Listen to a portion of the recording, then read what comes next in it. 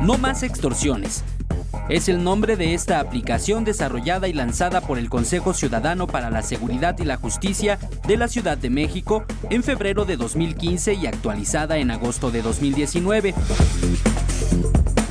La herramienta para teléfonos inteligentes está alimentada con una base de datos de más de 150,000 números telefónicos de supuestos extorsionadores.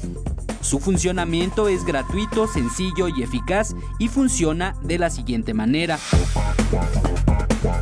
Una vez que descargaste e instalaste la aplicación en tu dispositivo móvil, esta bloqueará llamadas de los números que están registrados en la base de datos y que con anterioridad fueron vinculados con delitos de extorsión o fraude. Al momento de recibir la llamada, la aplicación manda una alerta para evitar que respondas y te extorsionen.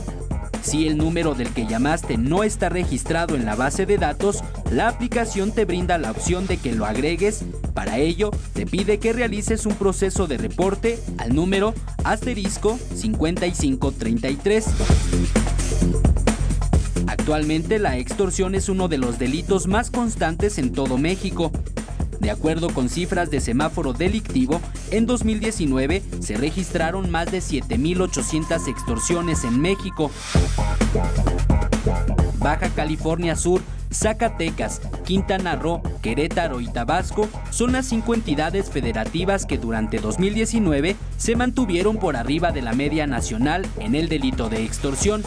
Es decir, en estos estados se cometieron más de 4.6 extorsiones diarias por cada 100,000 habitantes, siendo Baja California Sur el estado con más incidencia al registrar 17.5 extorsiones diarias por cada 100,000 habitantes.